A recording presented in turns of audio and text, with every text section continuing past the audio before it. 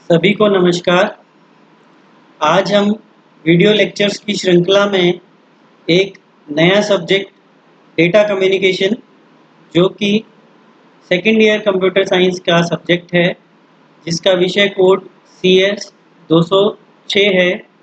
इस विषय के लेक्चर्स की श्रृंखला आज हम शुरू करेंगे, जिसके पहले लेक्चर में हम डेटा कम्युनिकेशन का इंट्रोडक्शन, यानी कि इस सब्जेक्ट में हमने क्या पढ़ना है और इसका क्या महत्व है, इस पर आज हम चर्चा करेंगे। तो आइए हम आज ये का लेक्चर प्रारंभ करते हैं। तो सबसे पहली चीज़ जो हमारे दिमाग में आती है वह यह आती है कि डेटा कम्युनिकेशन होता क्या है, यानी कि डेटा कम्युनिकेशन का क्या मतलब है। तो इसमें अगर हम देखें तो आप जो सब्जेक्ट का नाम देख रहे हैं वह है डेटा कम्युनिकेशन। तो डेटा कम्युनिकेशन, जैसा कि आप देख रहे हैं कि यह दो शब्दों से मिलकर बना हुआ है। पहला शब्द है डेटा और दूसरा शब्द है कम्युनिकेशन। तो डेटा और कम्युनिकेशन, यह इन दो शब्दों से मिलकर बना हुआ है, जो हमारा विषय का नाम है डेटा कम्युनिकेशन। तो इसको हम समझेंगे कि क्या होता है। तो सबसे पहले आता है डेटा। तो डेटा क्या होता है? डेटा, जैसे कि हमें पता है, डेटा का मतलब होता है रॉ फैक्ट्स एंड फिगर्स या वैल्यूज। कोई भी रॉ वैल्यू, जैसे कि कोई एक टेबल अगर हमारे पास बनी हुई है, उस टेबल के अंदर जो वैल्यूज हैं हमारी, वो क्या कहलाती हैं? डेटा कहलाती हैं। फैक्ट्स एंड फिगर्स, जैसे फैक्ट है, किसी भी चीज़ से रिलेटेड फैक्ट है, फैन इज ऑन, तो ऑन या ऑफ होना उसका क्या है? हमारा फैक्ट है कि ये पंखा ऑन है या ऑफ है। फिगर्स मतलब वैल्यूज, कि आज टेम्परेचर 25 डिग्री है, तो यहाँ पर 25 जो वैल्यू है वो एक फिगर है हमारा, और ये रॉ वैल्यू है जिसका अपने आप में अकेले का कोई भी मीनिंग नहीं है। जैसे अगर मैं कहूँ ऑन या ऑफ, तो इसका अकेले का कोई भी मीनिंग नहीं है। पर अगर मैं इसको प्रोसेसिंग कर दूं और मैं कहूँ फैन इज ऑन या फैन इज ऑफ, तो इसका क्या मीनिंग निकलेगा कि पंखा ऑन है या ऑफ है, जिससे हमें कोई सूचना मिल रही है। इसी तरह से मैं कहूँ एक वैल्यू है 25, तो इस 25 का अकेले का हमें नहीं पता है कि 25 क्या है। 25 किसी की एज भी हो सकती है, 25 टेम्परेचर हो सकता है, 25 रुपीज़ हो सकते हैं, किसी चीज़ की कॉस्ट हो सकती है। पर जब मैं एक लाइन आपको पूरी देता हूँ कि आज का तापमान 25 डिग्री है, तब यह जो फिगर है, जो वैल्यू है हमारी, यह सूचना में परिवर्तित हो जाती है, जिसमें हमें क्या सूचना मिलती है कि आज का जो तापमान है वह 25 डिग्री है। तो डेटा हमारा क्या होता है? रॉ फैक्ट्स एंड फिगर्स, जो केवल वैल्यूज होती हैं, रॉ फैक्ट्स होते हैं। जब डेटा की हम प्रोसेसिंग कर देते हैं तो ये क्या बन जाता है? इंफॉर्मेशन बन जाती है। इंफॉर्मेशन की डेफिनेशन भी आपको पता होगी सभी को, कि प्रोसेस्ड डेटा इज इंफॉर्मेशन। कि जो डेटा प्रोसेस किया हुआ होता है, जैसे मैंने अभी आपको बताया कि 25 डेटा है, जब मैंने इसकी प्रोसेसिंग की, इसको किसी के साथ एसोसिएट कर दिया कि 25, जैसे मैं कहता हूँ माई एज इज 35, तो 35 जो वैल्यू है ये एक इंफॉर्मेशन अब हमें दे रही है। तो डेटा क्या होता है हमारा? Raw facts and figures. जैसा कि हम एक जगह से दूसरी जगह पर, जनरल टर्मिनोलॉजी में आपको ध्यान होगा कि डेटा हम किसको कहते हैं? जो भी हम इंटरनेट पर एक जगह से दूसरी जगह पर भेज रहे हैं, उसको हम डेटा कहते हैं जनरल टर्म्स के अंदर। ठीक है, इंफॉर्मेशन भी उसी को कहा जाता है। टेक्निकली डेटा और इंफॉर्मेशन की जो परिभाषा है तकनीकी रूप से, वह दोनों की अलग अलग है, पर आम भाषा में हम डेटा और इंफॉर्मेशन को एक ही साथ मिला देते हैं। पर क्योंकि तकनीकी रूप से दोनों अलग अलग हैं, तो हम उसको डेटा को कहेंगे रॉ फैक्ट्स एंड फिगर्स, और इंफॉर्मेशन हम कहेंगे प्रोसेस्ड डेटा। तो दूसरा शब्द है हमारे पास कम्युनिकेशन। कम्युनिकेशन का क्या मतलब होता है? आदान प्रदान किसी भी चीज़ का, जो डेटा या इंफॉर्मेशन है, किन्हीं दो या दो से अधिक एंटिटीज़ के बीच में उसका आदान प्रदान, यानी कि सूचना का आदान प्रदान या डेटा का आदान प्रदान। दो या दो से ज़्यादा एंटिटी वो क्या हो सकती हैं? जनरल उसमें देखें तो हम देखते हैं कि दो व्यक्तियों के बीच में आपस में कम्युनिकेशन होता है, आदान प्रदान होता है सूचनाओं का या डेटा का। इंटरनेट की टेक्निकल टर्मिनोलॉजी में हम चलें तो हम यहाँ पर एंटिटीज़ का मतलब कोई भी दो डिवाइस हो सकते हैं। एंटिटी का मतलब होगा कोई भी डिवाइस। डिवाइस क्या हो सकता है? कोई कंप्यूटर हो सकता है, कोई मोबाइल हो सकता है, कोई राउटर हो सकता है, कोई गेटवे हो सकता है, और कंप्यूटर्स में भी फर्दर हमारे क्लाइंट सिस्टम हो सकते हैं, सर्वर्स हो सकते हैं। तो डिवाइस, कोई भी डिवाइस जो कि एक जगह से दूसरी जगह पर डेटा भेज सकता है, सूचना को भेज सकता है, वह हमारी एंटिटी कहलाएगी इस सिस्टम में जहाँ हम कम्युनिकेशन की बात करते हैं। तो कम्युनिकेशन का मतलब हुआ एक्सचेंज ऑफ इंफॉर्मेशन, यानी कि सूचना का आदान प्रदान करना, एक्सचेंज ऑफ डेटा और इंफॉर्मेशन बिटवीन टू और मोर एंटिटीज, दो या दो से अधिक एंटिटीज के बीच में सूचनाओं के आदान प्रदान को हम कम्युनिकेशन कहते हैं। दो व्यक्तियों के बीच में हम कम्युनिकेशन किसे कहेंगे? जब वह दोनों आपस में बातचीत कर रहे हैं, दोनों एक दूसरे को किसी भी तरह का जो सूचना है या डेटा है वो उसको दे रहे हैं और ले रहे हैं, एक दूसरे से आदान प्रदान उसका वह कर रहे हैं। तो इसका मतलब डेटा कम्युनिकेशन का मीनिंग क्या हुआ हमारा? डेटा कम्युनिकेशन का मीनिंग हुआ exchange of information between two entities, या exchange of data between two entities, दो या दो से अधिक एंटिटीज के बीच में। डिवाइस हो सकते हैं जो कि मनुष्य हो सकते हैं, कोई भी प्रकार का डिवाइस जो अभी मैंने आपको बताया वह हो सकते हैं। उनके बीच में जब हम डेटा का एक्सचेंज करते हैं वह कहलाता है डेटा कम्युनिकेशन, डेटा का आदान प्रदान। साधारण शब्दों में डेटा कम्युनिकेशन का मतलब हुआ डेटा का आदान प्रदान या लेन देन डेटा का। तो जो हमारा विषय है, इस विषय में हम डेटा कम्युनिकेशन पढ़ेंगे कि किस तरह से एक जगह से दूसरी जगह पर डेटा का आदान प्रदान होता है। कहीं से हम कोई सूचना भेजते हैं तो वह किस प्रकार पूरा जो हमारा सिस्टम है इसके लिए बना हुआ, जिसको हम डेटा कम्युनिकेशन सिस्टम या साधारण रूप से कम्युनिकेशन सिस्टम भी कह देते हैं, वह सिस्टम किस प्रकार कार्य करता है, उसमें क्या क्या टर्मिनोलॉजीज और टेक्नोलॉजीज काम में ली जा रही हैं, या उसके जो बेसिक कंसेप्ट्स हैं, और जब पूरा आगे पढ़ेंगे इसके जो टॉपिक्स हैं उसमें एडवांस जो हैं, वह सारे टॉपिक्स हमें इस विषय में पढ़ने हैं जो डेटा कम्युनिकेशन सब्जेक्ट है। अब इसकी हमें आवश्यकता क्यों है इस विषय को पढ़ने की? तो इस विषय को पढ़ने की आवश्यकता, क्योंकि हम सभी जानते हैं कि आज के समय में सूचना का आदान प्रदान सर्वाधिक रूप से किया जा रहा है।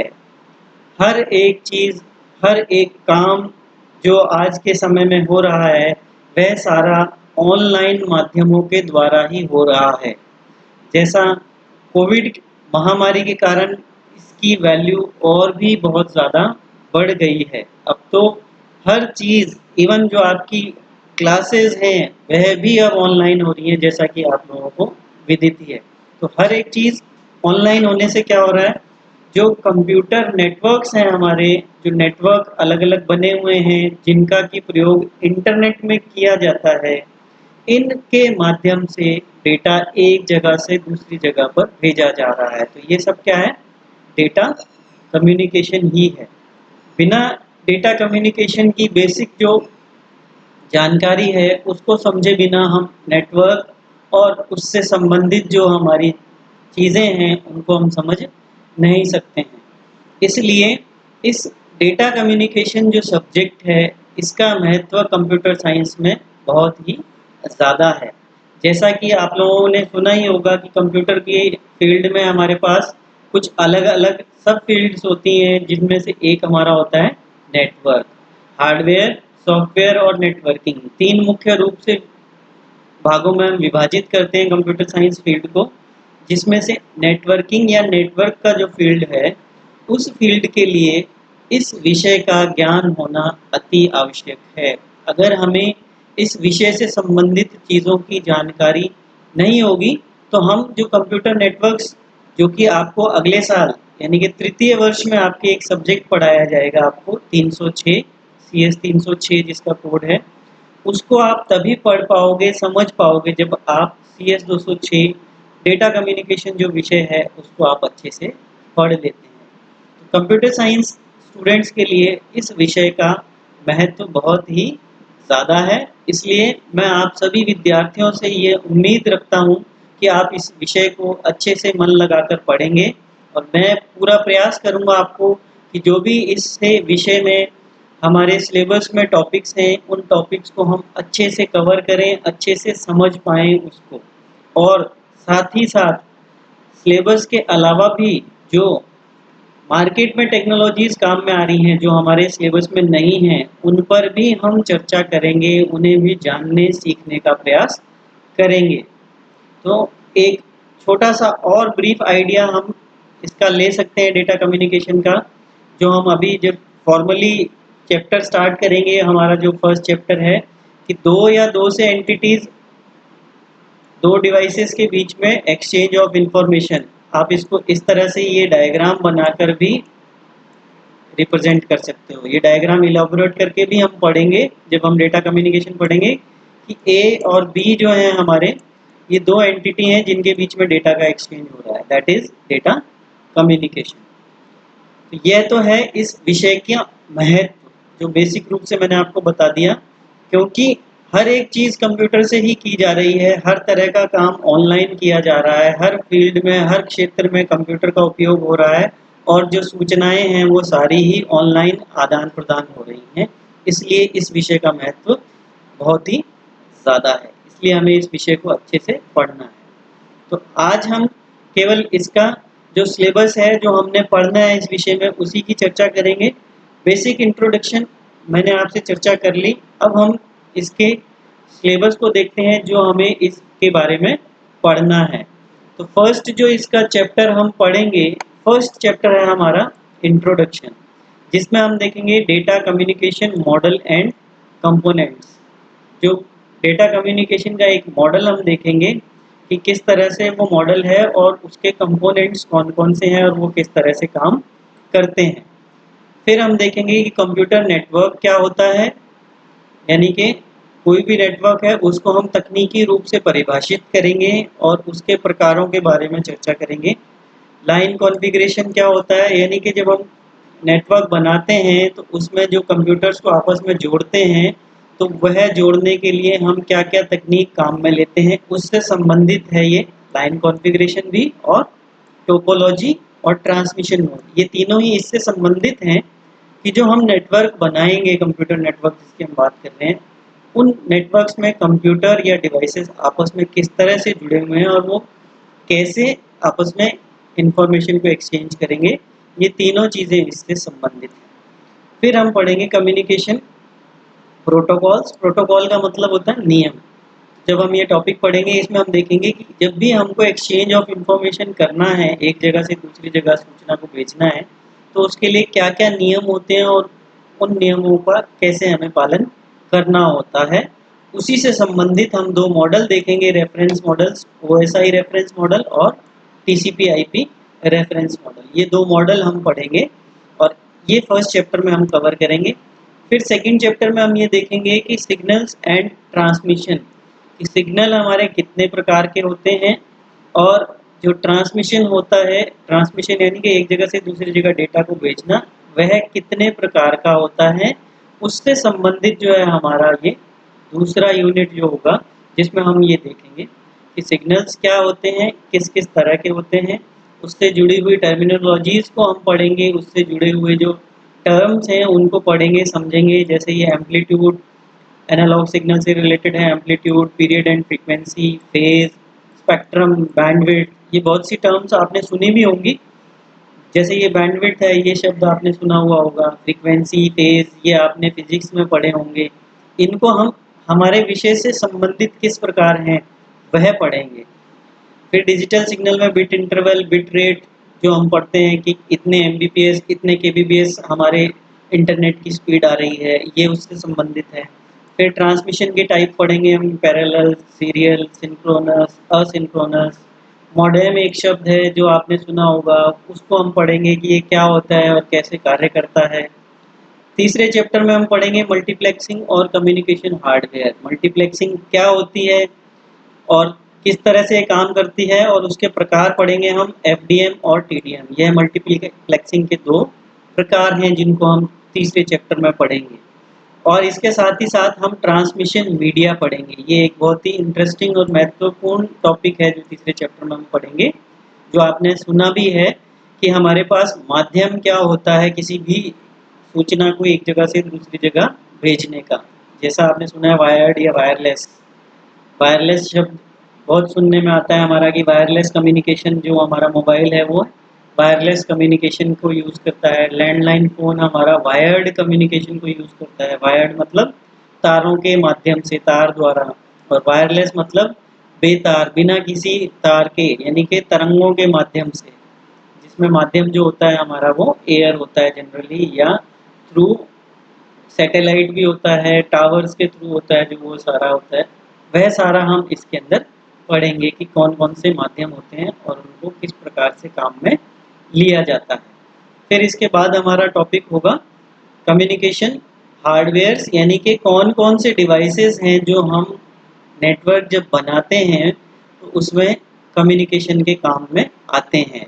इसके अंदर हमारे repeater, switch, hub, gateway, routers, bridges, ये सारे हम इसके अंदर पढ़ेंगे कि ये कौन कौन से डिवाइसेस हैं जो हमारे नेटवर्क बनाने में हम काम में लेते हैं।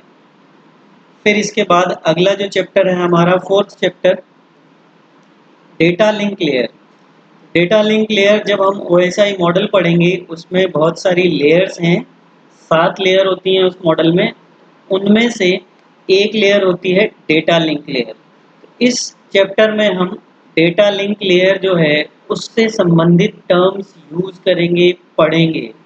यह बहुत ही इम्पोर्टेंट चैप्टर है आगे का बेस तैयार करने के लिए नेटवर्किंग से रिलेटेड। अगर आपका थोड़ा बहुत भी इंटरेस्ट है या आपको लगता है कि आपको नेटवर्किंग फील्ड में जाना है भविष्य में, तो इस चैप्टर की टर्मिनोलॉजीज और जितनी भी इसके विषय में सारी चीज़ें हैं वो हमें बहुत अच्छे से पढ़नी है। इसके अंदर का डिटेल मैं अभी डिस्कस नहीं कर रहा हूँ क्योंकि वह आपको अभी समझ में नहीं आएगा। पर इस चैप्टर में हम जो एक लेयर है, उस एक लेयर OSI मॉडल की डेटा लिंक लेयर जो है उसके बारे में विस्तार से पढ़ेंगे कि वह क्या क्या काम करती है और किस तरह से करती है। और पांचवा और आखिरी चैप्टर जो होगा हमारा वो होगा स्विचिंग एंड फ्रेम रिले। यानी कि इसके अंदर भी मैं आपको अभी नहीं डिस्कस करूंगा कि इसके अंदर हम क्या क्या पढ़ेंगे, पर बेसिक आइडिया इसका ये है कि स्विचिंग का मतलब होता है एक जगह से दूसरी जगह पर स्विच करना किसी भी चीज़ का। तो जो इन्फॉर्मेशन है हमारी, या डेटा है, वो कैसे स्विच करता है एक जगह से दूसरी जगह पर, ये चीज़ हम इसमें थोड़ा विस्तार से पढ़ेंगे। और इससे संबंधित जो टर्मिनोलॉजीज हैं उनको हम इसमें विस्तार से पढ़ेंगे। तो यह सिलेबस है हमारा, इसका विषय वस्तु है जो हमें 5 यूनिट इसमें पढ़नी है। जैसा कि पिछली स्लाइड में आपने देखा था, मैं फिर से दिखा देता हूँ आपको। 206 विषय कोड है और जब भी हमारी क्लासेस शुरू होंगी वास्तव में तो 2 लेक्चर आएंगे एक सप्ताह में और एक ट्यूटोरियल आएगा, यानी कि कुल 3 क्लासेस हमारे पास आएंगी, 2+1। 2 थ्योरी की क्लासेस और एक ट्यूटोरियल, प्रॉब्लम सॉल्विंग होता है जो ट्यूटोरियल में है। प्रैक्टिकल नहीं है इस सब्जेक्ट का हमारे इसमें। अब रही रेफरेंस बुक्स की बात, तो आप इन चारों बुक्स में से कोई भी रेफरेंस बुक काम में ले सकते हैं। मैं शुरुआत में जो काम में लेने वाला हूँ वह मैं काम में लूँगा बुक, यहाँ पर data communication and computer networks, इसका बुक का पूरा नाम है the complete in reference data communication and computer networks by Shri Sanjay Pahuja. Standard publications की यह बुक है। अगली स्लाइड में मैंने लास्ट में रेफरेंस में भी डाला है, तो आप ये नोट कर सकते हैं। जब भी आपको परचेज अगर करनी हो तो आप कर सकते हैं, क्योंकि यह आपके अगले वर्ष 306 विषय जो है उसके भी सिलेबस में यह काम आने वाली है। अन्यथा जो हमारे लेक्चर्स हैं, जो मैं आपको क्लासेस लूँगा, पढ़ाऊँगा, उसमें आपको नोट्स बताऊँगा, लिखवाऊँगा और लेक्चर के थ्रू आपको समझाऊँगा, बताऊँगा वीडियोज़ के थ्रू, तो वो भी आपके काम आएँगे। आप खरीदना चाहें तो उसको खरीद सकते हैं, अच्छी बुक है, आप काम में ले सकते हैं। इसके अलावा आप बाकी और जो 3 बुक्स हैं, इनमें से भी कोई भी बुक ले सकते हैं, जैसी आपकी सुविधा हो उसके अनुसार आप इसको परचेज़ कर सकते हैं या लाइब्रेरी से इशू करवा सकते हैं या जैसे भी आप अरेंज करना चाहें कर सकते हैं। तो आज के लेक्चर में हमने ये देखा कि डेटा कम्युनिकेशन जो विषय है वह क्या है, क्यों हम उसे पढ़ रहे हैं और कंप्यूटर साइंस में क्या उसका महत्व है। इससे संबंधित आपकी कोई क्वेरी हो तो आप मुझे sunil13982@gmail.com पर मेल कर सकते हैं। कोई आपका फीडबैक हो आप वह मुझे भेज सकते हैं। रेफरेंस के लिए जो मैंने आपको बुक बताया मैं भी यही रेफ़र कर रहा हूँ फ़िलहाल शुरुआत के टॉपिक्स के लिए, और ज़्यादातर टॉपिक्स के लिए मैं यही रेफ़र करूँगा।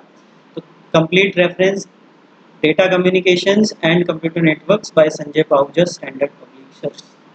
आप चाहें तो इस बुक को परचेज कर लें या अरेंज कर लें, जैसी भी आपकी इच्छा हो। आज के लेक्चर के लिए इतना ही। अगले लेक्चर से हम फर्स्ट जो हमारा चैप्टर है उसको स्टार्ट करेंगे। तब तक के लिए धन्यवाद।